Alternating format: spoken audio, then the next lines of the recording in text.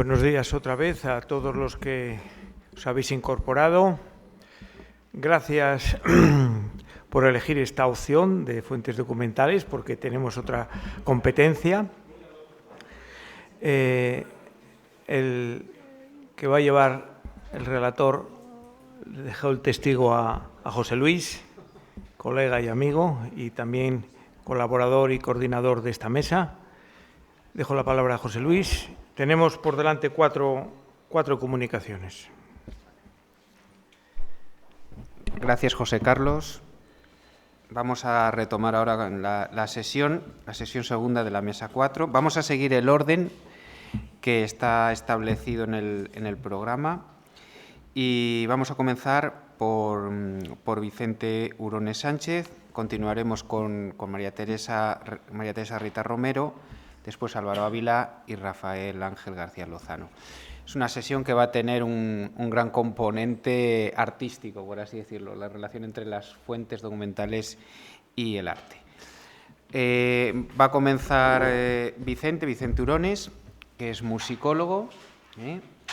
Además, os tengo que decir que es un excelente organista y está haciendo una labor importantísima de recuperación de los órganos históricos en la provincia de Zamora.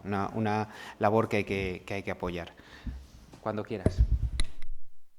Muchas gracias. Buenos días a todos.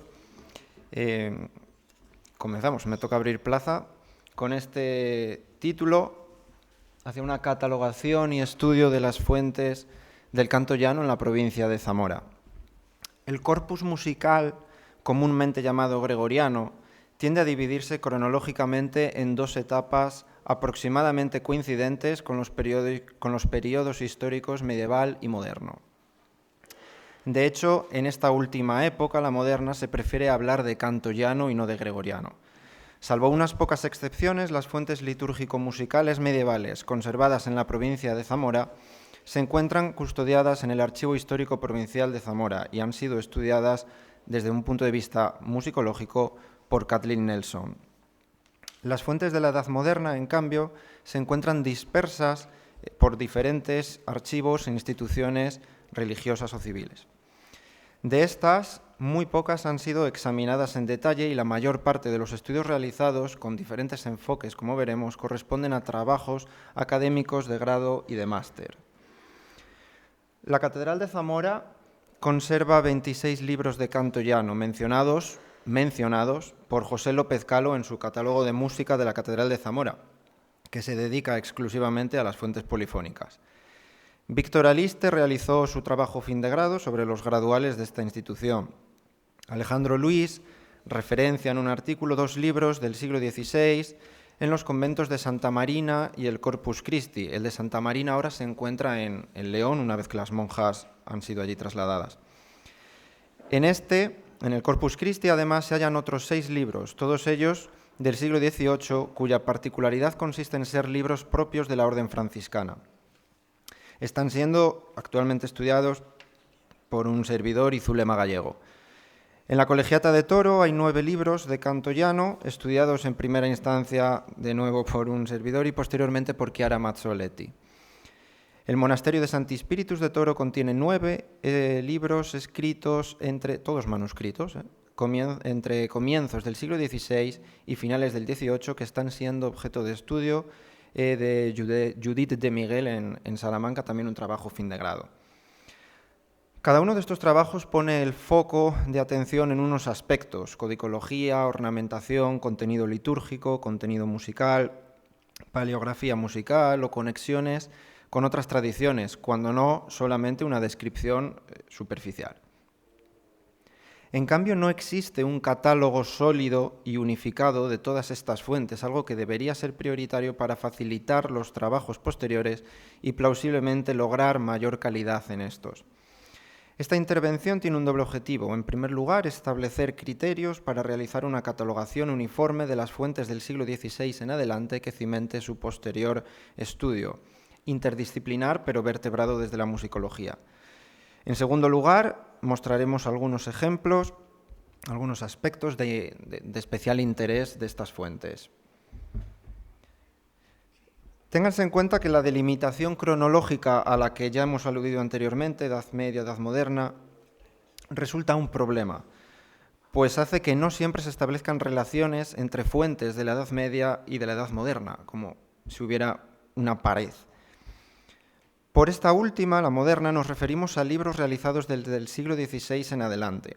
Estos hay que compararlos con los de centurias anteriores, evidentemente, algo que no siempre se hace, pues el contenido es sustancialmente el mismo, lo llamemos gregoriano o cantoyano.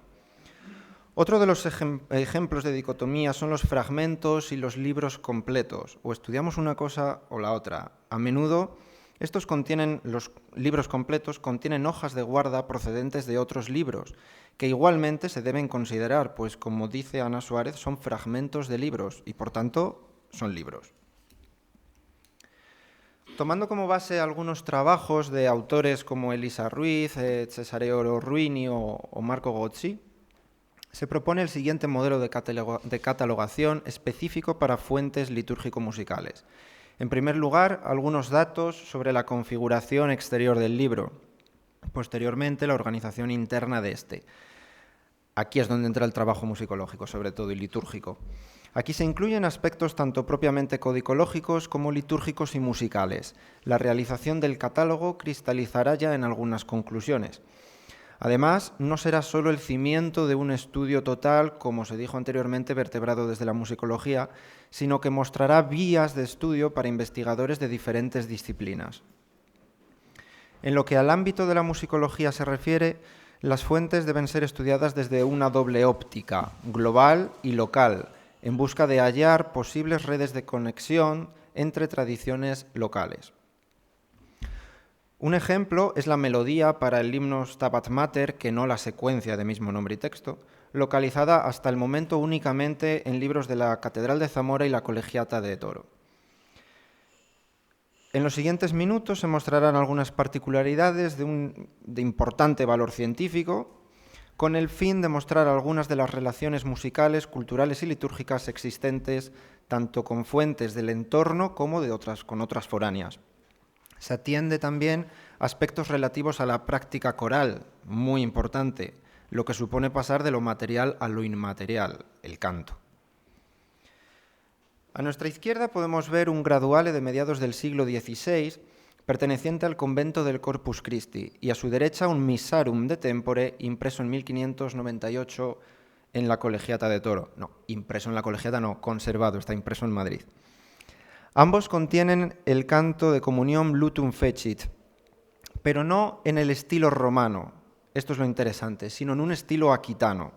De hecho, el del Corpus Christi mantiene el orden aquitano del texto, ligeramente distinto al romano reflejado a nuestra derecha. En la región aquitana, en el siglo XI, se sustituyeron las melodías universalmente transmitidas de algunos cantos de comunión. Estos cantos, a los que llamamos more aquitano, se difundieron por la península ibérica desde finales del siglo XI, cuando se sustituyó el rito hispano-mozárabe por el romano franco. Aquí podemos ver cómo en fechas tan tardías aún se utilizan las melodías aquitanas en vez de las romanas. Un minutito, escuchamos cómo suena este canto more aquitano, no romano. Et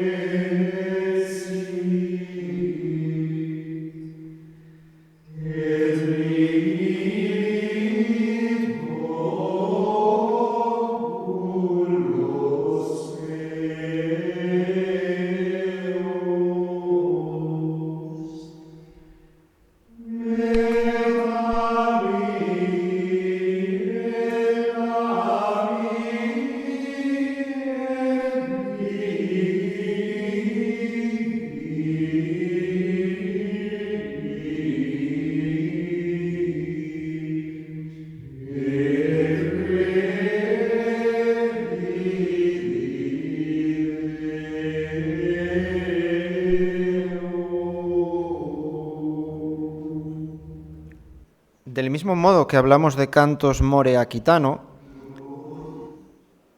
hemos de hablar también de cantos more hispano. Esto no significa que procedan del rito hispano. Se trata de melodías creadas y difundidas en ámbito hispano, pero durante época culturalmente romana. Es el caso del pregón pascual de este libro conservado también en la Colegiata, impreso en 1582 en Salamanca. La melodía impresa no es la romana, sino la hispana, semejante a la de evangeliarios de los siglos XIII y XIV, estudiados por María Concepción Peñas García. Melodía, por otra parte, que aparece en 2 libros encomendados por el cardenal Cisneros en 1500 para la restauración del rito hispano-mozárabe. Esta melodía, a diferencia de la romana, contiene 2 cuerdas de recitación marcadas en rojo, con la flecha roja, a distancia de quinta. Primero recita sobre re y después recita sobre la. Algo habitual en el mundo hispano sucede también en las llamadas lamentaciones mozárabes, repetidas en fuentes hasta al menos el siglo XVII. Es el caso, la primera parte hace la, do, re, do, re, mi, fa, mi, re, do, mi, re, mi, fa, mi, re, do, re. Pero ahora se va a ir a recitar al la. Fa, sol, la, sol, la, si, la, sol, fa, mi, re. Recitan re, recitan la, algo habitual del mundo hispano. En la aclamación, seguimos en el pregón, en la aclamación del prefacio inserta en el pregón pascual se produce una transición y a partir de este momento desaparece la melodía hispana, o more hispano, en favor de la romana, con el fa como única cuerda de recitación. Si vamos aquí abajo, por ejemplo, donde la flecha roja, hacemos re, mi, fa, mi, re, mi, re, fa, mi, re, mi, fa, sol, mi, sol, fa. Esto nos puede sonar más porque es el tono en el que recitan hoy en día los sacerdotes, en el estilo romano. Con lo cual, en este pregón pascual tenemos recitación tipo more hispano y recitación more romano. Es muy interesante.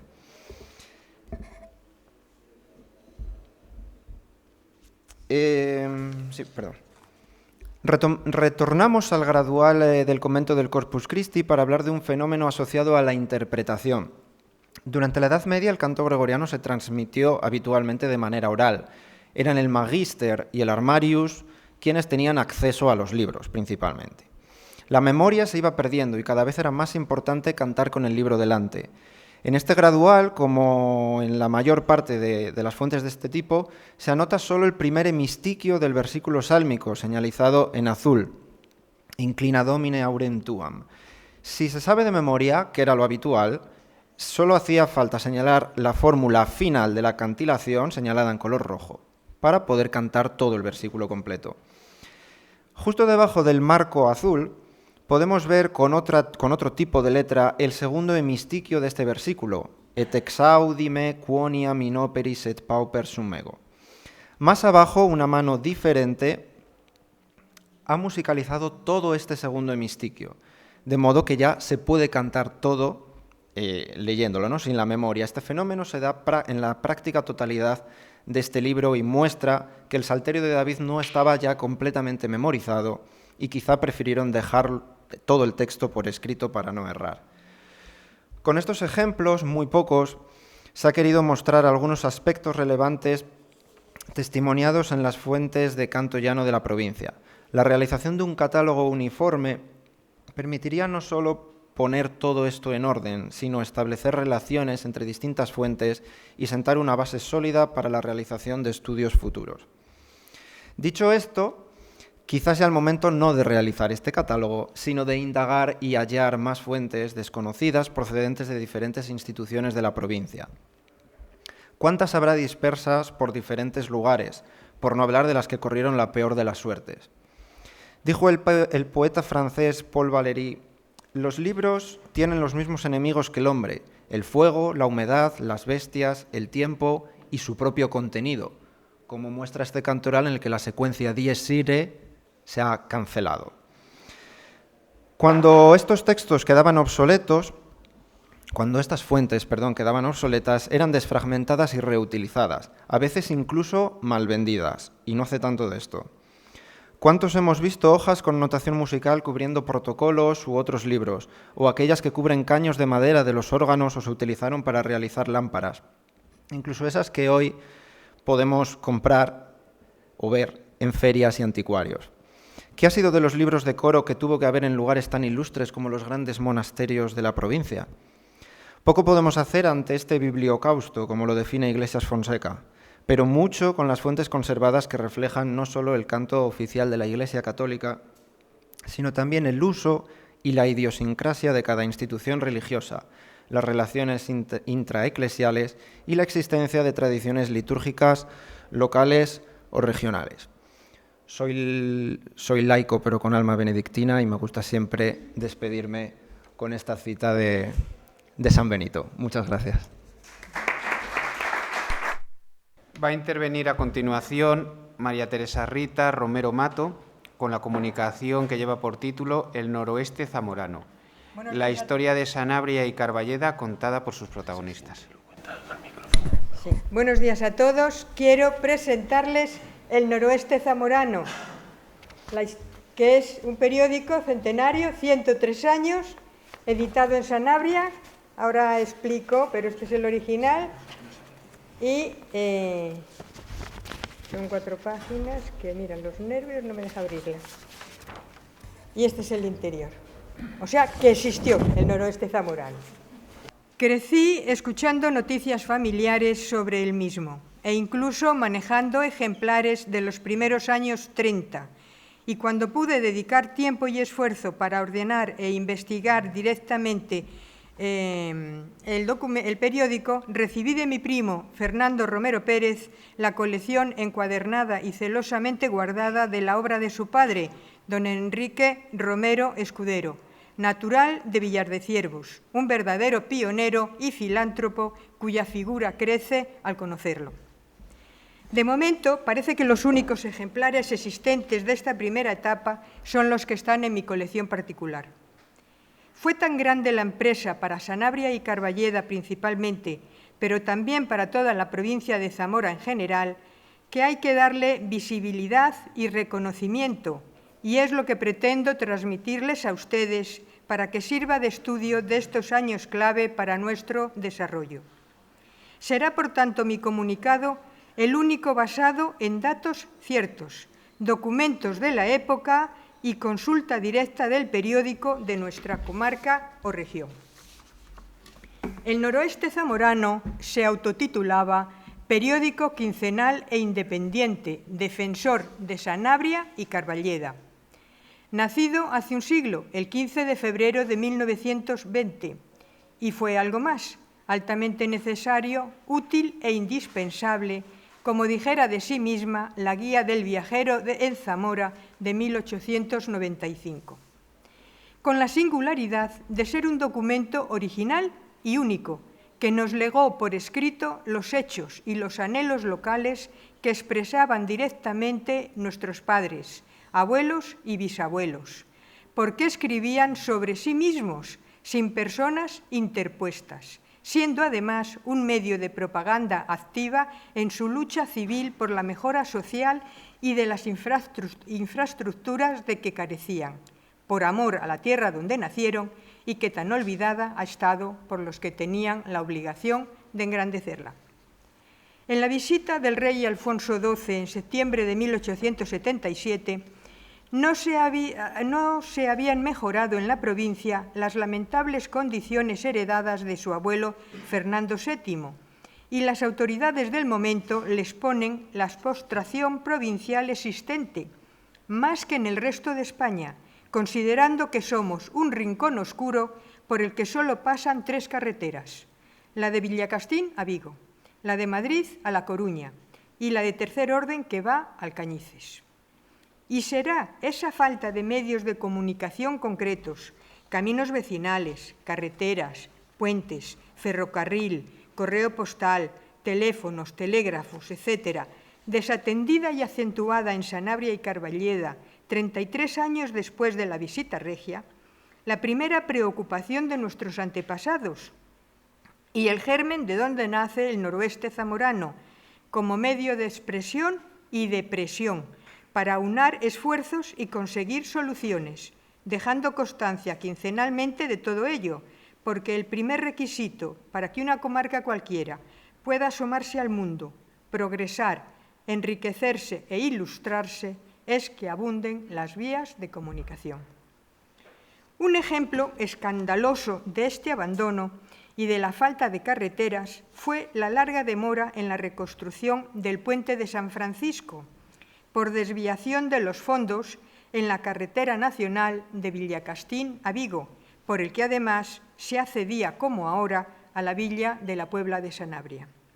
Derrumbado en su mitad el día 22 de diciembre de 1908, casi 12 años antes del nacimiento del noroeste zamorano, por el desbordamiento de los ríos. En la fructífera prensa provincial y corrigiendo los diversos errores de las 3 listas existentes de clasificación de la misma, por orden de fundación, el noroeste zamorano hace el número 113, después de su precedente comarcal, el desconocido, el Defensor de Carballeda, que hace el número 12, y del que fue director César Escudero, que se incorporó a la nueva empresa, y del que ya tengo una pista fiable para su localización. Periódico que en su último artículo titulaba «De las regiones impulso», expresaba esperanzas para el porvenir de Sanabria y Carballeda que sienten un abandono inaudito. Se emitieron bonos para su constitución, que fueron rápidamente suscritos e incluso se ampliaron, siendo siempre los mayores accionistas el fundador y gerente, don Enrique Romero Escudero, y el administrador, don Maximiano Santiago Prieto, de Muelas de los Caballeros, otro filántropo a conocer mejor y al que solo se identifica como el creador del Jardín Botánico del Fenal. Lamentablemente falleció joven. La cabecera del noroeste zamorano informó desde el número 1 que la redacción estaba en Madrid, en el domicilio del gerente, al que se remitían por correo postal las cartas y avisos de los redactores y colaboradores. Después, progresivamente, se irá nombrando a los corresponsales en todos los pueblos del partido judicial de la Puebla de Sanabria, pero también de otras localidades del Estado, por ejemplo, Toledo, La Coruña, Santander, etcétera, y hasta en el norte de África. Hubo una errata en la cabecera del primer número respecto al nombre del administrador, que se corrigió en las sucesivas publicaciones poniendo únicamente su inicial, M, y el primer apellido, Santiago. Se imprimía también en Madrid, conservándose 2 facturas de diferentes imprentas, cuya existencia ha estado rastreando en el archivo de la villa, habiendo comprobado en lecturas posteriores que al menos consta en el periódico la imprenta del Imparcial, muy cercana al domicilio del gerente. La tirada era de 1000 ejemplares y se mandaba por correo postal a los suscriptores de toda España y parte del extranjero, allí donde hubiera un sanabrés o un carballés. Tuvieron que ampliarla al principio por la gran acogida recibida y lamentablemente se quejaban, como otras prensas del momento, de la falta del abono puntual de algunas de las suscripciones. Constaba, como han visto, de 4 páginas y las publicaciones eran a 4 columnas, situando generalmente los editoriales en la parte superior de las 2 columnas centrales. Y la última página se dedicaba a los anuncios, aunque algunos también se insertaban en páginas interiores. Las secciones fijas eran sección de noticias, con una gran agenda social que está teniendo un eco en Internet impresionante, información de la comarca, en la que se quedaron reflejados todos los pueblos y sus intereses de nuestro partido judicial, y entrevistas a personalidades de la época, importantísimas. Temporalmente hubo historias por entregas. Pro Sanabria, recuerdos de 50 años del padre Ángel Rodríguez, y el folletón sobre la hermandad de Nuestra Señora de Carballeda de Fray Froilán. Las demás columnas tenían el título y la extensión según su contenido y la importancia considerada. Hay dos tamaños, el berlinés, que cerrado son 34 de ancho por 50 de alto, de centímetros, en los primeros números, y el tipo sábana de 37,50 por 54,50 centímetros. Costaba la impresión de cada ejemplar, según factura inicial, 11 céntimos y 1 céntimo cada franqueo, y se vendía a 16 céntimos. A tenor de lo publicado, sus fuentes de información fueron las habituales de la prensa moderna, pero sobre todo las obtenidas directamente, las generadas por ellos mismos y algunas extraídas de otros periódicos, así como de boletines oficiales. Como colaboradores espontáneos, hay que destacar a dos grandes figuras internacionales ya mencionadas. El sanabresi agustino, don Ángel Rodríguez de Prada, natural de Cobreros, que fue una figura universal en el mundo de la ciencia al más alto nivel y director del Observatorio Vaticano entre 1898 y 1905. Y al carballés y misionero capuchino, fray Froilán de Río Negro, que fue quien descubrió que el fundador de Caracas, Venezuela, don Diego de Losada, era también carballés y de Río Negro del Puente. Este señor fue un gran historiador. Lamentablemente, el banco de datos y el archivo o se han perdido o no están localizados. Fue un periódico social, de calidad, instructivo, literario y poético, sin falsas noticias, intergeneracional, pero netamente impulsado por personas jóvenes con una media de entre 35 a 40 años. En diciembre de 1920 se nombra como redactor corresponsal a don Aurelio Mato Romero, distinguido periodista, mi abuelo materno, que acabará haciéndose cargo como gerente, director y responsable del Noroeste zamorano en su segunda etapa, de 1927 a 1933, de la que existen varios ejemplares, lamentablemente secuestrados por quien no sabe ni quiere valorarlos, esperando que si no están destruidos, al menos los cuiden y se puedan consultar en algún momento. Este es el grave problema de la falta de aprecio de cualquier documentación, tanto a nivel particular y hasta municipal, como institucionalmente, hurtándonos a todas las generaciones posteriores el conocimiento directo de los hechos. Se anunciaba en otros periódicos y revistas, sobre todo por la inauguración de la empresa El Noroeste Zamorano Sociedad Anónima para el transporte de viajeros y mercancías en 1922, formada por ómnibus y camiones, constituida también por acciones, cuya historia queda pendiente por falta de tiempo y espacio. Y publicitó ampliamente el lago de Sanabria, fomentando el turismo. Nada les fue ajeno a estos pioneros y pioneras, porque escribían mujeres, muy preocupados también por la enseñanza, fomentando la construcción de escuelas municipales. Pueden leer algunas presentaciones complementarias, son las que están viendo, en mi Facebook, Casa Rural Villacelia, y en el blog El Noroeste Zamorano, ya que el tiempo de exposición me impide ser más explícita. Espero haberles sido grata y que se haya despertado en ustedes la curiosidad por el conocimiento de la verdadera historia de Sanabria y Carballeda. Muchas gracias. Interviene a continuación Álvaro Ávila de la Torre, que es profesor e historiador del arte, especialista en historia de la arquitectura, de finales del siglo XIX, comienzos del siglo XX. Bienvenido y adelante. Muy bien. Muchas gracias. El título de mi intervención es La construcción del Palacio Provincial a través de los libros de sesiones y de operaciones, al que añado el subtítulo Una ventana a la sociedad zamorana del siglo XIX. El Palacio Provincial de Zamora surgió por el deseo de alojar la Diputación en una ubicación permanente, amplia y representativa. Se comenzó en 1867 bajo planos de Pablo Cuesta, aunque diversos avatares obligaron a limitar el presupuesto, prescindir de la tercera planta e incluso interrumpir las obras. Estas cobraron impulso a partir de 1876, primero bajo la dirección del citado arquitecto y del delineante Enrique Rodríguez Trigo y después de Segundo Viloria. La sede de la Diputación quedó finalizada en 1882.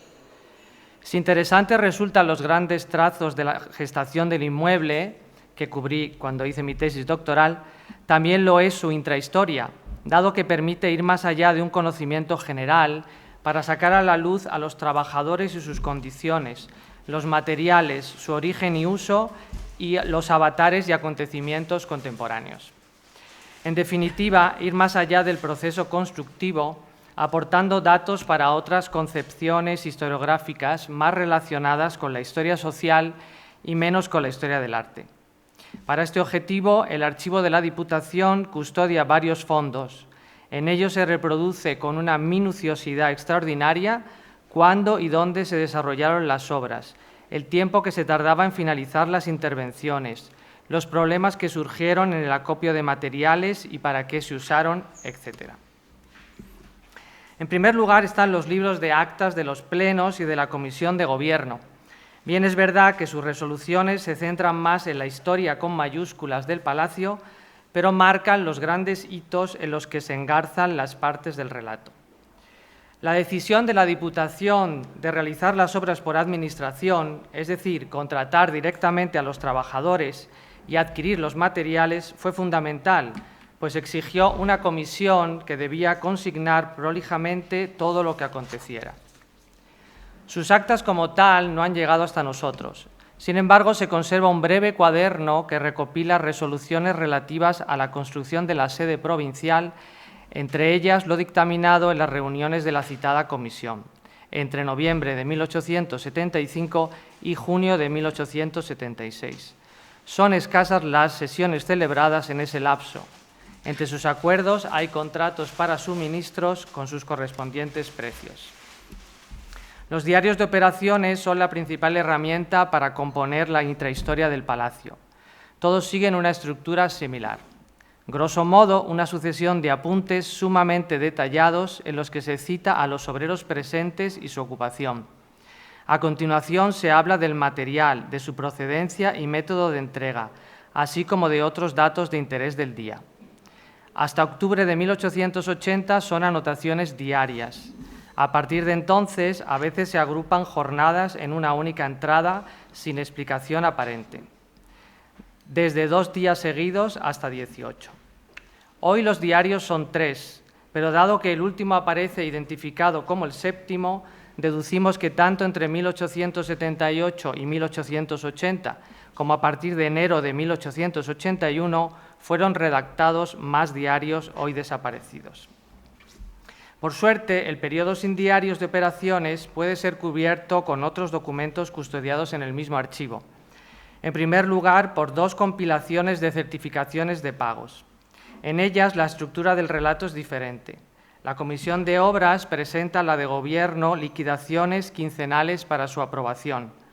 Abordan desde remuneraciones salariales y por abastecimiento hasta consultas sobre alteraciones de precios, desembolsos inesperados o actividades extraordinarias. A estos fondos se añade un cuaderno en el que se anotaron diariamente los jornales de los obreros. Son 2 tablas por mes con apuntes diarios que registran en columnas la profesión del beneficiario, su nombre, los días trabajados, el precio por jornada y la suma total. Junto a todo lo indicado hasta ahora, son útiles toda una serie de comunicados, publicaciones, liquidaciones y presupuestos custodiados en el mismo archivo y que completan la información de las fuentes anteriores, especialmente más allá del 4 de noviembre de 1881, periodo no descrito en el resto de los manuscritos. Todos estos fondos, bien analizados, son referencias imprescindibles en varios campos de estudio. Uno es el propiamente documental, por la naturaleza y características de los textos. Otro es el lingüístico, ya que son un útil testigo para el estudio de las vacilaciones ortográficas de la época y de la pervivencia de términos hoy en desuso. Se suma el económico, ya que colaboran a la reconstrucción de la situación financiera de la Diputación en aquel momento y explicitan cuáles eran los métodos de adjudicación más habituales.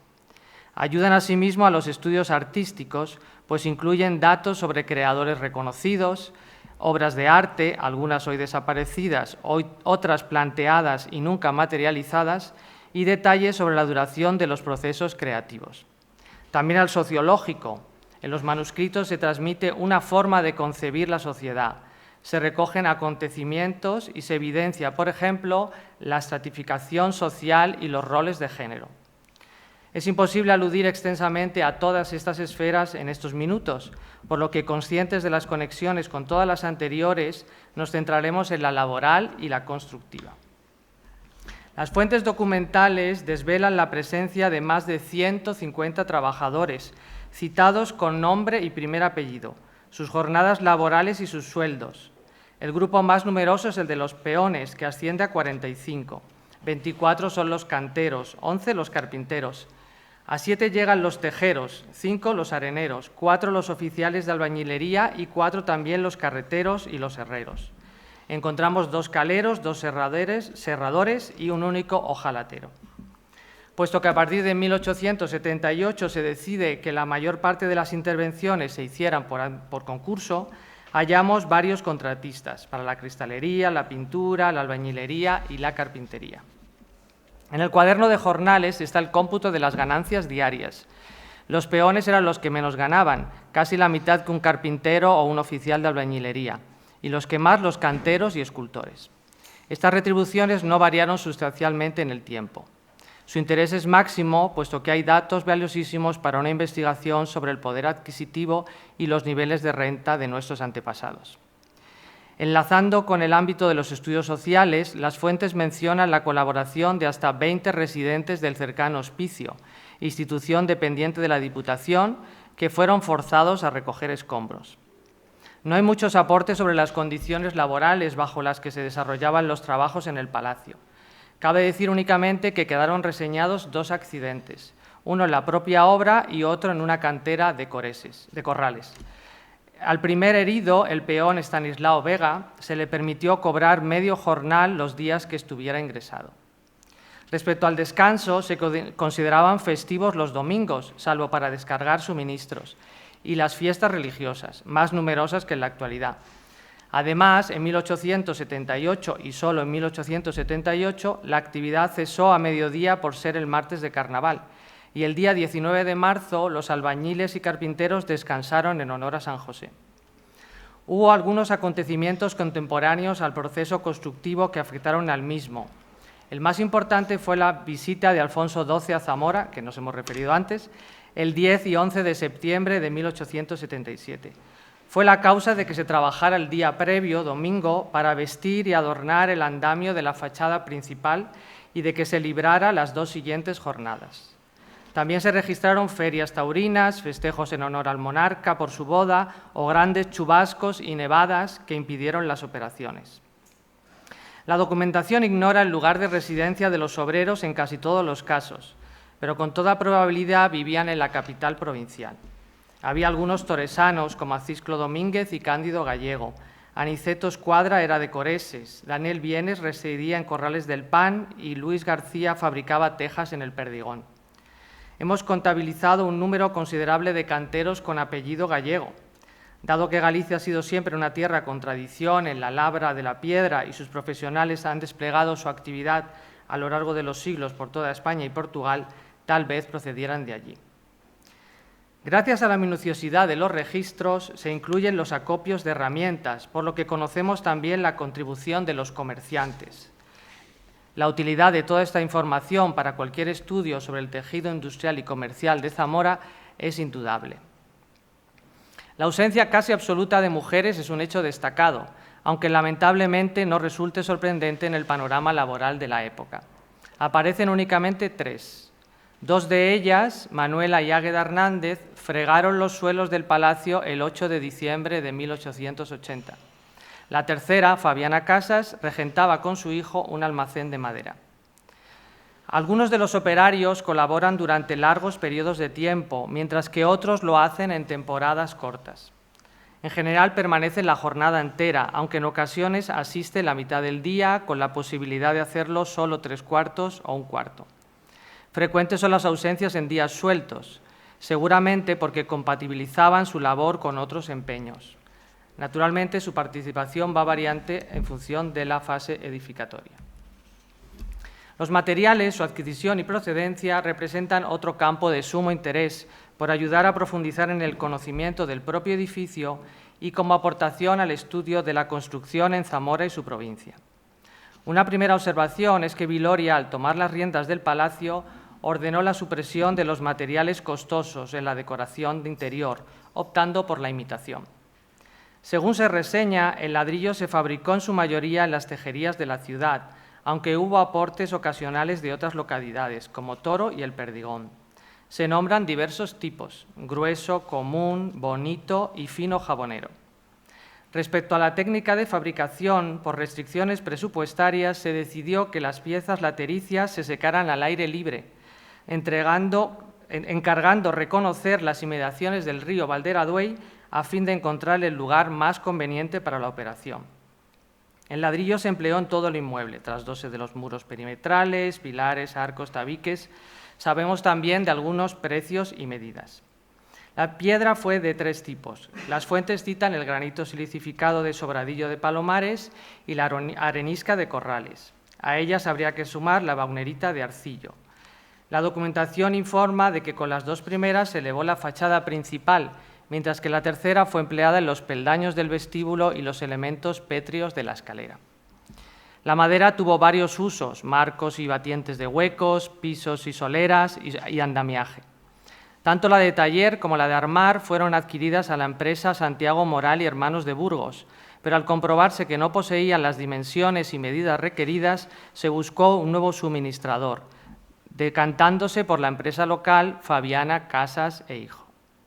Para la teja, tras hacer averiguaciones en Moraleja y El Perdigón, la Diputación optó por adquirirla a Luis García en esta última localidad. Más tarde se comenzó a comprar al toresano Acisclo Domínguez.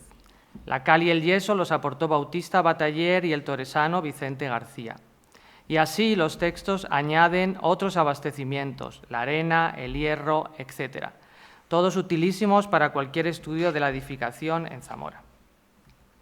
Quisiera concluir señalando que, más allá del valor de las fuentes consultadas para un amplio abanico de investigaciones de diversa índole, los documentos constituyen una ventana a nuestro pasado cotidiano y un reconocimiento a todas las personas que intervinieron en la edificación del Palacio Provincial, un homenaje hasta ahora restringido exclusivamente a los tracistas y a los diputados. Muchas gracias. Rafael Ángel García Lozano va a intervenir con una comunicación que lleva por título Fuentes documentales y el patrimonio construido olvidado. Archivos eclesiásticos y civiles para conformar el estudio de la arquitectura zamorana de mitad del siglo XX. Quiero decir que Rafa es también profesor, historiador del arte y especialista en historia de la arquitectura y en todo lo concerniente con el arte litúrgico y religioso del siglo XX, entre otras muchas cosas, ¿eh? Adelante. Bueno, muchas gracias. Buenos días, muchas gracias a todos por la presencia y por el interés. Importante destacar que podíamos estar en otro sitio, así es que muchas gracias. Antes de nada quiero empezar con una muy breve precisión técnica, terminológica, para que nos centremos bien. El título, que es muy largo, Fuentes documentales y el patrimonio construido olvidado, archivos eclesiásticos y civiles sobre la arquitectura zamorana a mitad del siglo XX. Bueno, lo primero es precisar, cuando hablamos de siglo XX o mitad del siglo XX, ¿a qué nos estamos refiriendo? Bueno, yo más o menos he cogido mitad del siglo XX es 1950, pues 25 años para adelante, 25 años para atrás. No lo vamos a identificar con un aspecto político, porque si no nos metemos del 36 al 50 no hay 25, bueno, pues 31, 75, más o menos. O sea, justo la mitad de lo que es el siglo XX, dejando pues por los extremos 25 y 25 de cada lado, ¿no? En este sentido, que sea sobre las fuentes documentales del siglo XX, pues nos plantea, segunda precisión, ante un problema, y es que estamos hablando de una arquitectura y de unas fuentes muy cercanas a nosotros, con lo que esto tiene de particular. Hace un momentito nos comentaban en la primera charla, Hurones, que no lo veo por ahí, sobre el tema de la música, Vicente. Claro, pues cuando estás estudiando obras del siglo XII, siglo XIII, pues igual se ha perdido un montón. Pero es que igual estudias obras del siglo XX y se ha perdido un montón. Porque aunque esté ahí, pues no se ha visto con valor determinado, se ha considerado que no tiene valor, papeles, igual que estaban para calzar tubos de órganos, pues se han utilizado para forrar libros de cuentas y para mil cosas. O sea que me refiero que la perspectiva temporal, que es importante que nos sitúe, porque nos pasa con la arquitectura de esta misma época, como es tan cercana a nosotros y tan inmediata, se vuelve tan cotidiana que esto hay que valorarlo, hay que conservarlo, hay que considerarlo. Bueno, esta sería la segunda precisión. Y la tercera, bueno, pues precisamente porque se nos notificó estrictamente en el correo que se nos mandó en los últimos, ¿no? Esto no tiene que ser una charla de arquitectura, sino de fuentes, me voy a ceñir a las fuentes, ¿vale? De tal manera que luego, si surge en el diálogo, en la conversación, podemos entrar a ello. Eso son un poquitín las líneas fundamentales de lo que voy a plantear de forma muy rápida. Quizá las características fundamentales de las fuentes de esta época son la multiplicidad y diversidad, a pesar de la problemática que tiene ser tan cercana a nosotros. Es mucho más rica que otras épocas, que hay mucha más documentación, hemos ido incrementando en cuestiones administrativas y papeleo. Esto genera aspectos positivos, pero también los negativos que hemos citado, ¿no? Y bueno, pues veremos todo ese tipo de fuentes archivísticas, bibliográficas, hemerográficas, audiovisuales, monumentales, personales, quizá hasta alguna quedaría y la conclusión final. Bueno, dentro de las primeras, en cuanto a las fuentes archivísticas, hay estos tres grandes bloques. Lo que está en manos de la administración pública, bien de carácter estatal, comunidades autónomas o administraciones locales, que iré puntualmente ahora de forma muy rápida por cada una. Por la propia coyuntura, la Iglesia Católica tiene un peso muy relevante también en la arquitectura del siglo XX, porque como ustedes saben, bueno, pues no solo el peso de la arquitectura del siglo XX en el panorama nacional e incluso europeo, como consecuencia de la reconstrucción de la Guerra Civil, sino todos los procesos demográficos de los años 60, 70, pues propició mucha arquitectura religiosa, sino que, bueno, también, pues en muchos aspectos, al menos en España, la arquitectura religiosa fue decisiva para el surgimiento de un nuevo lenguaje en la arquitectura civil. Fue pionera en algunos ámbitos, ¿no? Entonces tiene un aspecto, tiene unas características muy particulares que hay que destacar. Y luego, pues los fondos que estarían dentro de, pues, en particulares, en personas particulares o instituciones particulares. Bueno, en el primer caso, y por no abundar dentro de la administración pública de carácter estatal, pues Archivo General de la Administración Alcalá de Henares, pues con todo lo que conserva el Ministerio de Obras Públicas, de Educación, Presidencia, que ya no existe este ministerio, pero fue muy rico porque la jefatura del Provincial del Movimiento, Secretaría General del Movimiento, Construcciones Civiles, Obra Sindical de Colonización dependía directamente de ellos, Obras Escolares, Junta Nacional de Reconstrucción, sindicatos. Bueno, todo esto estaba en Presidencia, ¿no? Ya no existe este órgano gubernamental, pero fue un ministerio muy, muy rico en este sentido. En cuanto a departamentos ministeriales, pues lo mismo. Ahí es irse a los ministerios de Educación, de Fomento, de Interior y de Justicia, fundamentalmente estos, algunos más, con todas las arquitecturas que promueven, ¿no? Pues tanto del ámbito educativo, que hay un crecimiento muy fuerte, como saben, durante el siglo XX, Fomento, pues igual, ¿no? Obras de carácter público, Ministerio de Interior y sobre todo y Justicia, cárceles, instituciones de este tipo. Y estarían también los archivos vinculados al Gobierno de España en Zamora. Hablaríamos del de la subdelegación del Gobierno, del Centro Penitenciario de Topas, de la antigua cárcel de Zamora, de la Dirección de la Seguridad Social, Dirección Provincial de Tesorería General, que no está transferida a las comunidades autónomas. Bueno, no vamos a hacer la lista enorme. Hasta el punto de Biblioteca Pública del Estado, que aunque está transferida a la comunidad autónoma, todavía conserva ese marchamo del Estado, pues hay fondos personales de arquitectura depositados. En cuanto a las comunidades autónomas, pues destacarían el Archivo de Servicio Territorial de la Delegación de la Junta de Castilla y León, el Archivo Territorial de la Junta de Castilla y León en Zamora y, sobre todo, entre estos, el que tiene un peso decisivo, que es el Archivo Histórico Provincial de Zamora, con, bueno, pues podemos contar hasta 20 fondos, ¿no? Desde el Archivo Histórico Municipal, los libros de actas del Ayuntamiento de Zamora, protocolos notariales, Gobierno Civil, Hacienda, Catastro Urbana, Catastro Topográfico, Jefatura de Obras, Administración, Instituciones y Servicios Socioprofesionales, bueno, un montón. Todo esto está proporcionando datos, en muchos casos puntuales y anecdóticos, pero en algunos decisivos, por qué se hacen algunas arquitecturas así y por qué no, si beben de fuentes nacionales o no, si hay particularidades locales o no. Y dentro de las administraciones locales, pues sobre todo el archivo de la Diputación Provincial y el archivo municipal de Zamora, pues desde obras y urbanismo hasta el del cementerio, la audiencia provincial, etcétera. Y los archivos municipales, Toro, Fuentesaboco, Villalpando, Puebla, pues todo este tipo de arquitecturas del siglo XX. En cuanto a la Iglesia Católica, pues lo que les comentaba hace un momentito, muy ricos en cuanto número, en cuanto calidad, una presencia decisiva, tanto el Archivo Diocesano de Zamora como el Archivo Diocesano de Astorga. Hay que recordar que todo el noroeste de la provincia es diócesis de Astorga y, por tanto, estamos hablando de instituciones. Con sus fondos Secretaría de Cámara, Archivo de la Catedral, Inventario de Bienes Muebles, etcétera. Y otro muy importante que es las órdenes religiosas, que construyen muchos colegios en toda la provincia, en muchos casos, algunas instituciones asistenciales también, y bueno, pues hay que consultar esta documentación en las órdenes religiosas.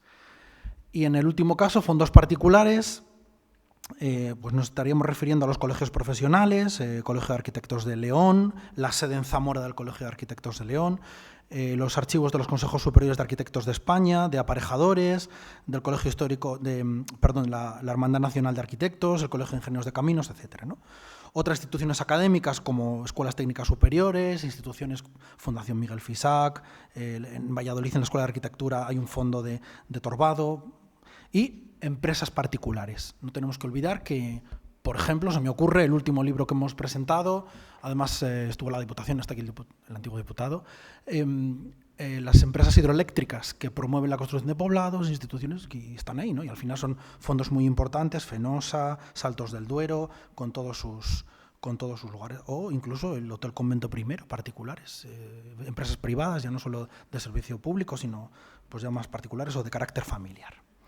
Y en el último caso, pues los archivos personales o de estudios de arquitectura, que bajo mi punto de vista son los más ricos, los que creo que son más agradecidos por la experiencia de los que somos investigadores, de contactar con una persona que custodia el archivo de su familia, que nadie se ha preocupado por él, pero que de pronto alguien de no sé dónde se acuerda y abre las puertas, ¿no? Porque normalmente hay de todo. Pero abre las puertas y decir, mira, esto está aquí, no le doy mucho valor, mucha importancia, pero a alguien le importa.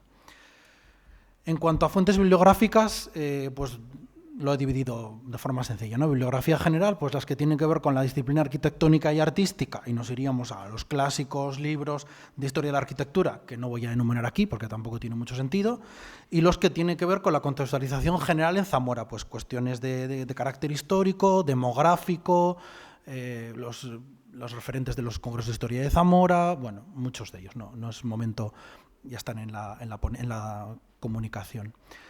Y en cuanto a la bibliografía específica, es decir, arquitectura de mitad del siglo XX, pues tendríamos estas dos lo organizado así, ¿no? Con lo que sería estrictamente sobre la arquitectura de esta época, desentrañando qué arquitecturas, o sea, qué documentación específica de Zamora sobre estas arquitecturas de esta época, y un segundo elemento que me parece que es decisivo, que es las biografías de los arquitectos, artistas, promotores o constructores que intervienen en la realización de estos edificios. Bien, en cuanto a fuentes hemenográficas, he repetido la misma clasificación, de carácter general, bueno, estamos hablando pues, de revistas, publicaciones periódicas, etcétera, ¿no? Tendríamos periódicos oficiales, los boletines oficiales de las diputaciones, el boletín oficial del Estado, por supuesto, los boletines oficiales de las diócesis. En cuanto a prensa periódica, nos han hablado ahora mismo del Noroeste Zamorano, pero podemos tirar de ese periódico o de los muchos que se publicaron tanto en el ámbito nacional como en el ámbito provincial, que nos dan unos datos interesantísimos que a veces no aparecen en otro sitio. Por ejemplo, yo ahora mismo estoy recordando, nos ha costado horrores saber quién es el arquitecto del Colegio Medalla Milagrosa, pues apareció en prensa, así de casualidad, su apellido, Arribas, pues ya lo localizamos. Y no aparecía en ningún documento, no hay proyecto, no hay nada. Bueno, pues con una mención supimos quién era. Y las revistas de carácter nacional y temática estrictamente arquitectónica, o revistas de arquitectura religiosa desde el ámbito teológico y litúrgico, por esa especificidad, ¿no? de esa gran cantidad de arquitecturas religiosas que se crearon en el siglo XX. Y luego dentro del carácter específico, bueno, pues una clasificación, las de orden nacional que tienen que ver con Zamora, publicaciones de carácter nacional que tienen que ver con Zamora en revistas especializadas, científicas, o los de ámbitos estrictamente locales, ¿no? Pues nuestros anuarios, los congresos de historia u otras publicaciones que se han ido desarrollando a lo largo de estos últimos años en la ciudad. Aquí estáis algunos, o están algunos que son autores, no vamos a hacer el listado porque tampoco tiene lugar, pero además están en la exposición muchos de ellos, con lo cual es fenomenal y lo podemos ver. En cuanto a las fuentes audiovisuales, bueno, pues tienen la particularidad de que, aunque la fotografía ya estaba desarrollada, pero no estaba popularizada lo que está hoy, que ahora está Rubén haciéndonos una foto y ya está la foto, pero hace 20 años pues se contaban, ¿no? Alguna orden religiosa inauguraba su iglesia y hacía una foto, o desde el punto de vista civil se inauguraba un edificio y había 3 fotos, pero no había la riqueza que igual tenemos hoy. Y lo mismo pasa pues con las, pues tanto en el ámbito de las instituciones públicas y privadas de servicio público como en las órdenes religiosas. Hay cierta presencia de estos fondos muy ricos, se me ocurre ahora mismo el de la Diputación de Zamora, pero otros, pues en otros ámbitos que no tienen tanta repercusión, pues se quedan en testimonios muy puntuales que, bueno, pues que no nos ofrecen toda la información que nos gustaría. Y luego, pues en tanto que audiovisual, tendríamos el Nodo, que es, con esos primeros pinitos, es verdad, de carácter propagandístico y con valor testimonial y poco más, la verdad. Para acabar, en cuanto a las fuentes monumentales, pues la importancia de la visita de los edificios, analizar in situ, no solo para comparar la documentación con lo que se ejecutó, sino para vivir los espacios y experimentar cómo se viven las arquitecturas, que es algo fundamental. No solo analizarlo desde fuera, sino cómo se viven, cómo sirven para la finalidad que se han construido. Y en cuanto a las fuentes personales, pues lo he adelantado un poco, ¿no? Entrevistas y consulta de documentación de personas que custodian, pues, de sus familiares o propios estas fuentes. Para terminar, como conclusión, la riqueza de las fuentes para formalizar el estudio de la arquitectura del siglo XX en Zamora nos genera un panorama amplio y, a pesar del carácter periférico y humilde de nuestra provincia, nos habla de que estas arquitecturas de esta época, a pesar de lo que pudiera parecer, no son mediocres, muchas de ellas, sino que hay ejemplos absolutamente significativos en el panorama nacional. Fuentes cuya relevancia son muy diversas. No es lo mismo el archivo histórico de la provincial de Zamora o de la diócesis de Zamora que un archivo puntual de una persona que tiene en su casa. La riqueza es diversa. Estados de conservación, pues también diversos. Las instituciones garantizan una conservación y un acceso a ellos fácil y correcto, pero los particulares a veces, generalmente la acogida es buena y el acceso es fácil, otras veces no es así, pero sobre todo los particulares presentan un problema, que es el de la dispersión y el de la minusvaloración. Ah, yo tengo algo de aquí de mi abuelo que no sé si vale algo o no vale. Pues mira, igual sí vale y vale mucho. Entonces, esos ánimos que hacemos siempre de depositar en instituciones para la consulta, ¿no? Y otras veces el problema son, pues como a veces que pues, algún archivo en una parroquia quizá, pues que pues no se ha conservado porque no se le dio valor, ¿no? Afortunadamente las diócesis, tanto en Astorga como en Zamora, hay disposiciones diocesanas para depositar en el obispado la documentación, pero pasa lo de siempre. A lo mejor lo histórico sí, pero lo hace 20 años no lo consideramos importante y a veces se acaba perdiendo. Pues nada, muchas gracias.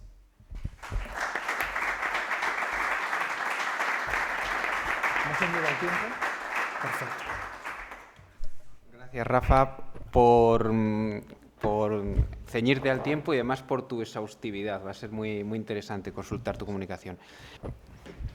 Yo no sé si hay alguna pregunta. Empiezo yo, si no les Vale, parece va a mal. empezar José Carlos. Luego tengo yo también varias cuestiones que quiero hacer.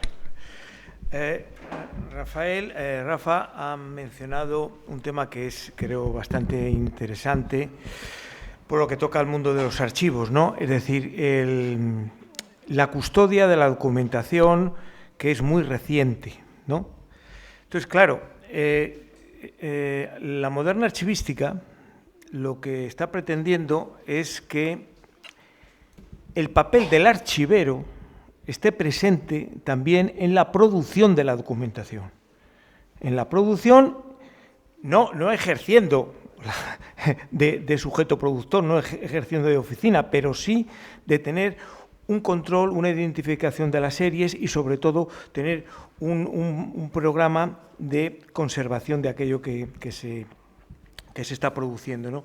Lo que ocurre es que eso lleva unas barreras que muchas veces no son fáciles, porque muchas veces el archivero está allí y el que está en la oficina está por el otro lado, pero ese es el camino, que es el reto que tenemos, porque lo que ahora a lo mejor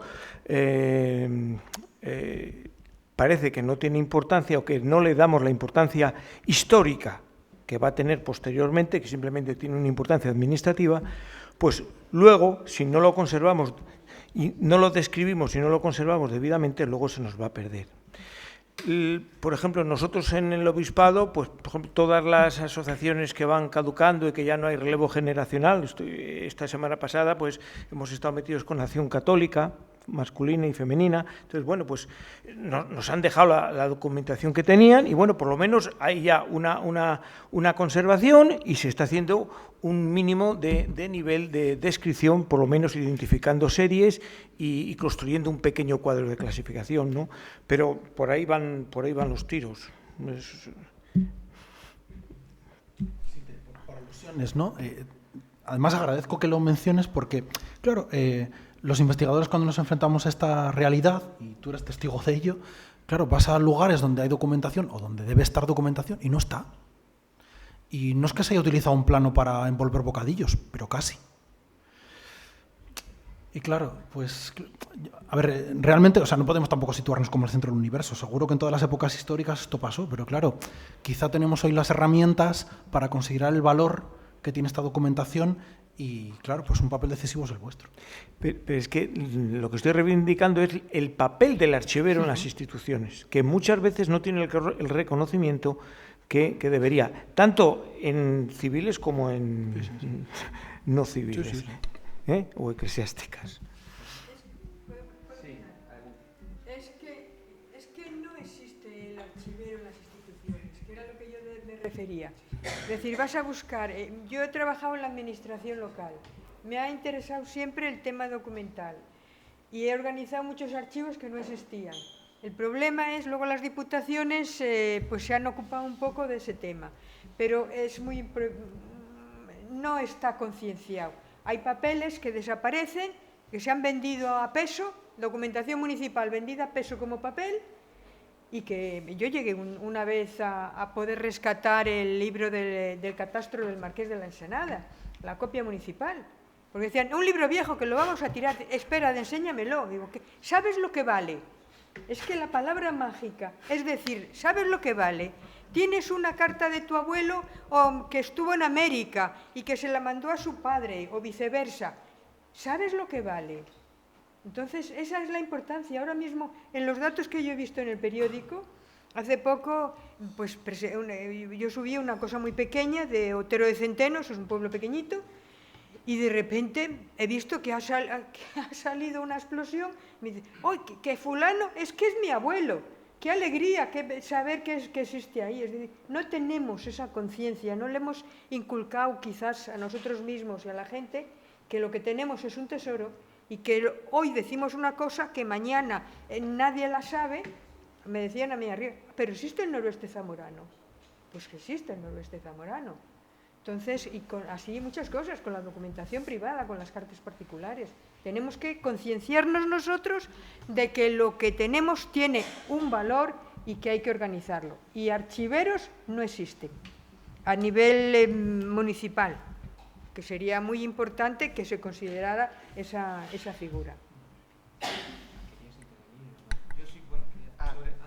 Álvaro, sí. No, respecto a confirmar lo que dices, ¿no? Los pequeños ayuntamientos, cada uno vive su problema, pero los archivos de los pequeños ayuntamientos, pues todos los que hemos ido, ¿no? Que hemos ido todos, pues... Bueno, grandes, pero bueno, bien. En la Villa de Madrid no tienen los padrones de la contribución industrial, que fui buscando es profesor, porque yo tenía el recibo, fui con los recibos a buscar los padrones y me han contestado que no, pero tienen kilómetros. ¿Qué pasa? Que no tienen mucha documentación, es el archivo más grande de España y quizás de Europa, pero no tienen personal. Que era lo que me decía la directora, no tenemos personal, somos 4 personas, 7 o lo que fuera, y no tenemos capacidad, lo que decía usted, es decir, o las instituciones de verdad consideran que tienen una riqueza que hay que transmitir a la posterioridad para todos, o seguimos sin saber lo que tenemos.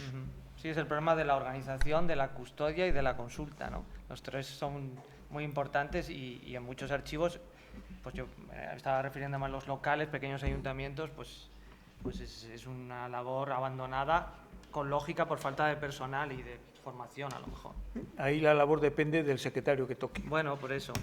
Sí. Pero a lo mejor el secretario tiene otras muchas cosas que Claro, hacer. claro, sí, sí. No, el secretario no está para eso, Claro, aunque sí lo hacemos, pero no está para eso. Josemi, ¿querías también intervenir? Por ahí más. Sí, quería hacer una pregunta, por un lado a María Teresa Rita y por otro lado a Vicente. A María Teresa, si habíais pensado de los ejemplares que conserváis en el archivo familiar del noroeste zamorano, que una institución como el Archivo Histórico Provincial, por ejemplo, los pueda digitalizar para que puedan estar a disposición del resto de investigadores. Y a Vicente te quería preguntar por las fuentes impresas que has mostrado de Canto Llano. Entiendo que al ser fuentes impresas también existirán copias, posiblemente pues en otros lugares, ¿no? Entonces, al no ser ya una tradición manuscrita propia de la institución que la manuscribió, si crees que también ahí se pueden inferir tradiciones locales, puesto que en algún caso que estabas comentando estaban impresas en Madrid o en Salamanca, aunque la tuviera la Colegiata de Toro, creo que era. Entonces parece que aleja un poco, ¿no?, el punto de vista de la tradición local, puesto que ya están impresas en otros lugares y distribuidas también por múltiples sitios. Nada más. Cuando yo recibí los ejemplares de mi primo, no podía materialmente ocuparme porque yo estaba entonces trabajando, ahora estoy jubilada y el tiempo es mío. Entonces vine, según los recibí, vine con los periódicos en el coche a la biblioteca provincial. Se los enseñé, le dije, ¿tienes el noroeste zamorano? No, digo, bueno, pues lo tengo yo. Intenté, pues, eso mismo, que se digitalizara, pero que se digitalizara en condiciones. Yo sabía lo que tenía y quería que se hiciera con respeto, no como el Correo de Zamora, perdón, pero tenemos esa información, pero es muy difícil de consultar. Entonces, yo quería hacerlo bien. La respuesta fue muy tibia, tanto que ni quiso ver los periódicos. A mí me pareció aquello ya, ahora mismo, pues, a ver, enséñamelo. No quiso ni verlos. Bueno, después yo hice un intento con la Dirección General del Libro, a través del alcalde de Puebla, y iban a llevarle una máquina a digitalizarlo a Puebla, porque el tamaño es grande, pues es un documento de 103 años, hay que tener mucho cuidado. Pero en este medio tiempo vinieron las elecciones, cambió el panorama político, desapareció la Dirección General del Libro y aquello que yo tenía empezando a ser, pues resulta que ya no pudo ser. Yo no lo guardé porque he ido consultando en plan de noticias. El comunicado que he hecho ahora ha sido guiada, porque la ponencia era para la mesa 7, me la reconocieron, me dijeron, pero para la mesa 4, dije, estupendo, yo no me atrevía a tanto, pero ya tuve que cambiar el giro, que ha sido estupendo, porque ha sido una forma de enfoque de conocimiento totalmente diferente, y sí, yo no pretendo hacer negocio con algo que considero que es la historia verdadera y fundamental de Sanabria y Carballeda como expuesto. Porque hay 4 líneas que se han ido copiando del periódico El Noroeste Zamorano, que algunos se creían que no existía o que solo era la empresa de autobuses, y que todo es mentira.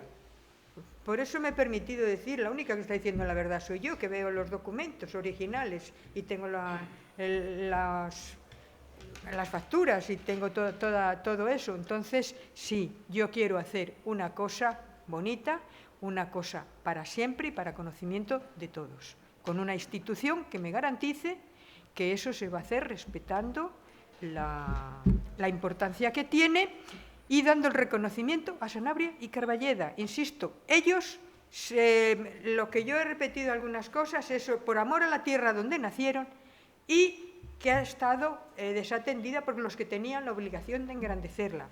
Entonces, esas palabras que yo he dicho que son entrecomilladas por ellos, yo todo lo que he hecho ha sido por esas personas. He tenido la suerte de que la mayor parte de ellos era mi familia y por eso conocía la historia. Pero que de 1000 ejemplares solo haya una colección, no me lo creo. Tiene que haber algo más. Lo que pasa es que irán apareciendo y seguramente alguien ahora lea el Noroeste Zamorano a ver, porque a mí, César Escudero, yo no sabía quién era. A base de leer, ya sé quién es, ya sé por dónde puedo ir. Ya he ido consiguiendo pistas. Estuve en el archivo provincial, porque buscaba... eclesiástico, perdón, porque buscaba información de mi tío Nicolás Rodríguez, que también es familia, y yo sé que él tenía una colección del Noroeste Zamorano. Estoy detrás de esa pista. Si alguien puede conocerla, la Diputación Provincial, si es que había mucha relación con la Diputación Provincial, es que hay cosas impresionantes.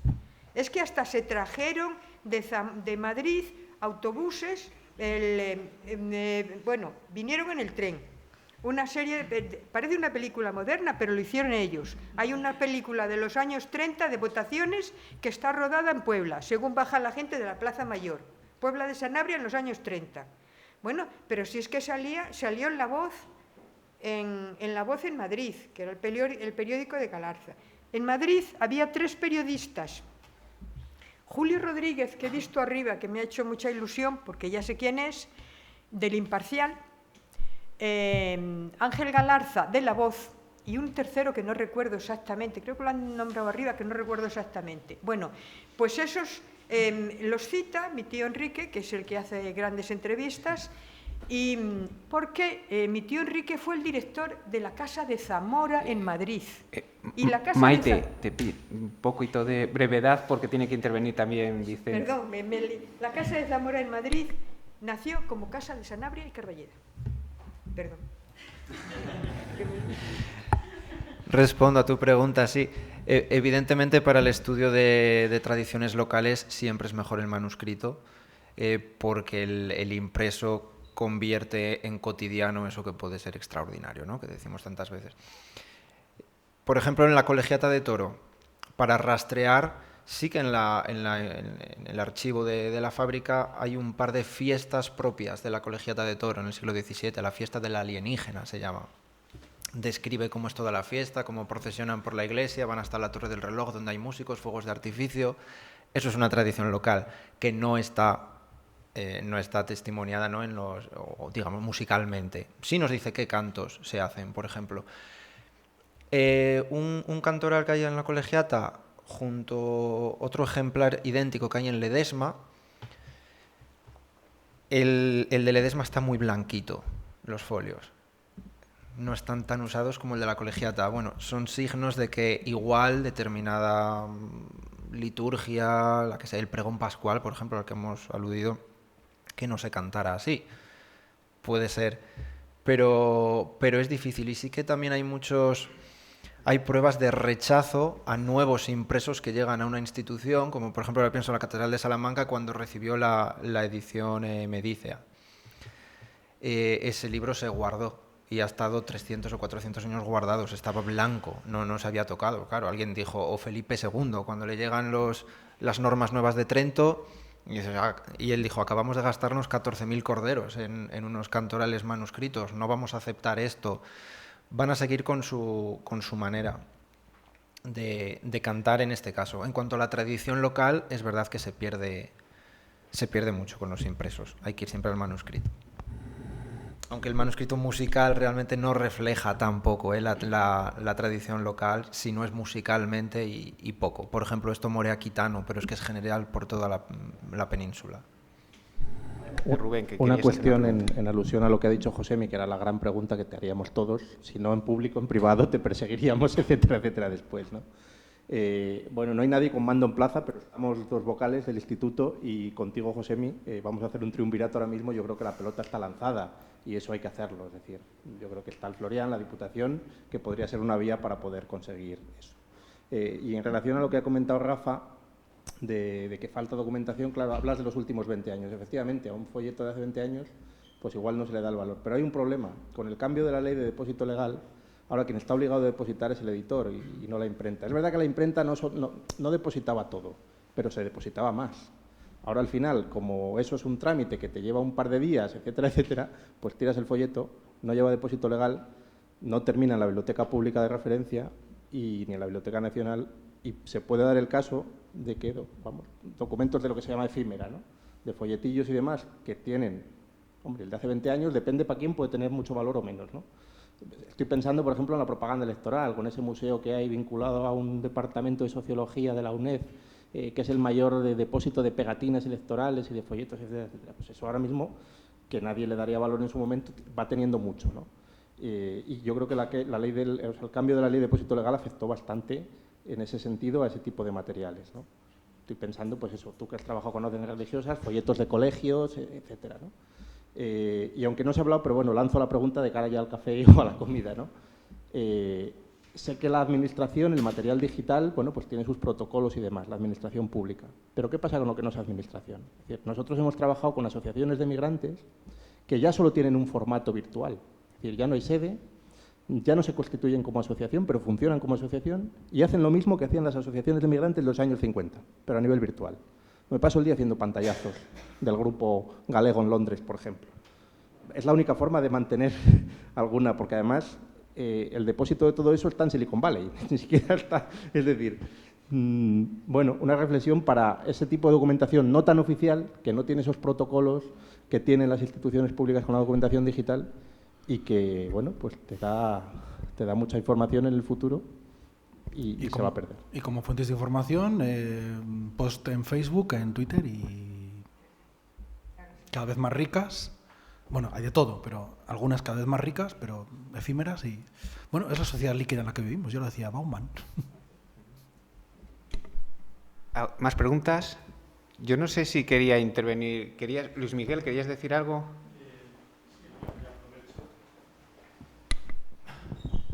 Y, bueno, dos cositas. A doña María Teresa recojo el guante, es decir, como responsable del provincial ya sabe que me pongo a su disposición y el archivo para, en todo caso, valorar, lógicamente, ese legado que pues tiene herramientas jurídicas suficientes la Junta para poder, y el archivo, para poder valorar y acoger y darle el tratamiento que merece seguramente el fondo. Y respecto a otra cosa que apuntó usted, que quizás esta tarde tengamos oportunidad, es algo que yo llevo incorporado aquí en el archivo relativamente poco tiempo, 2 años, pero que empiezo a percibir con cierta preocupación. Es el estado de abandono de los archivos municipales. Sí que es cierto que entendemos que lógicamente no puede haber profesionales al frente, muchos de ellos. Esa responsabilidad de custodia o de gestión recae sobre los secretarios de los ayuntamientos, que pobrecitos de ellos que tienen muchas veces que repartirse entre no pocos ayuntamientos. Pero bueno, yo creo que hay una institución, la Diputación Provincial de Zamora, que probablemente podría, en cierto modo, hacer una tarea de provecho para, en cierto modo, poder poner los cimientos de lo que podría ser un tratamiento técnico debido de los archivos municipales de la provincia. No hace falta irse muy lejos, sino la provincia, y muchas veces las comparaciones son odiosas, pero me remito a ellas porque lo conozco bien además. La Diputación Provincial de Salamanca hace 30 años emprendió una tarea que ha dado unos frutos absolutamente extraordinarios. Se empezó con un trabajo de evaluación o redacción de un censo guía, una inventariación somera de todos los archivos municipales de la provincia, con un estado de la cuestión, relación de series, fechas extremas y poco más, por lo menos para ya tener una herramienta en la que apoyarnos si a futuro hay faltas documentales, como tristemente a veces sucede. Y a partir de ahí, bueno, pues yo creo que si se abre una ventana o se puede abrir una ventana o una puerta para que, en este caso, pienso que la Diputación Provincial de Zamora, que es la institución pertinente, pueda abordar con ciertas garantías lo que es el tratamiento de la documentación de archivos municipales, que no pueden tener al frente, lógicamente, profesionales. Pero seguramente, como digo, esta tarde vamos a tener una mesa redonda de archivos, habrá oportunidad de poder abordar con mayor detenimiento este tema. Gracias, nada más. Gracias, Luismi. Yo no sé si hay más preguntas. ¿Alguna más? Si no... Sí, breve, sí. Y como secretaria de ayuntamiento que fui, como me ha tocado organizar muchos archivos, tengo que reconocer que las diputaciones provinciales hacen un buen servicio. escaso y corto. Tienen que hacer más. Tenemos aquí a un... Bueno, ya no, pero estuviste, sois políticos, entonces lo puedes transmitir. Sería muy importante, porque los secretarios de ayuntamiento no estamos para eso. Tenemos una cantidad de cosas impresionantes y lo que no puede es una persona sola o dos, no puedes llegar a todo. Lo que decía, se necesita personal de verdad, se necesita concienciarlo y que las instituciones den más dinero y sobre todo más personal, como me pedían en el Archivo de Madrid. Decía, es que no tenemos 21 kilómetros de documentación, pero somos 8 personas. ¿Qué hacemos? Ese es el problema. Yo, aprovechando ya para cerrar, quería lanzar un par de guantes, por así decirlo, de preguntas. Una muy breve a Vicente: ¿cómo es el panorama de los archivos musicales en la provincia? Y si te parecería interesante que, por ejemplo, el Instituto de Estudios Zamoranos hiciera pues unas grabaciones de las obras musicales que se conservan en los archivos musicales zamoranos, que sería una buena manera de divulgar ese patrimonio. ¿Te parece? Sí, desde luego. Claro que sí. La Escola Cantorum de Zamora, que salía un audio de ella, sí que ha empezado desde hace unos meses a cantar con el fin de en el futuro grabar profesionalmente algunos de los cantos particulares, todos los que hemos aludido aquí y algunos otros, ¿vale?, en la provincia de Zamora. Sí, sería interesante tener reflejado y grabado esos más interesantes.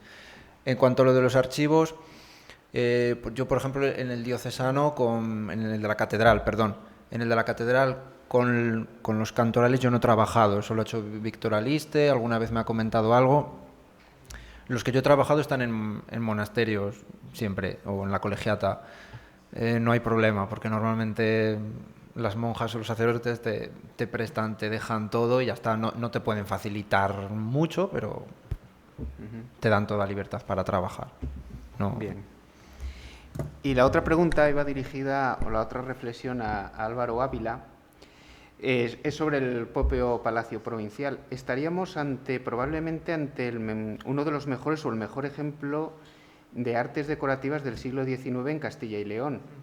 ¿No te parece que es muy triste, que es lamentable que esté cerrado, sin uso? Porque es un recurso cultural e incluso, bueno, patrimonial e incluso turístico para la ciudad importantísimo. No, sin duda.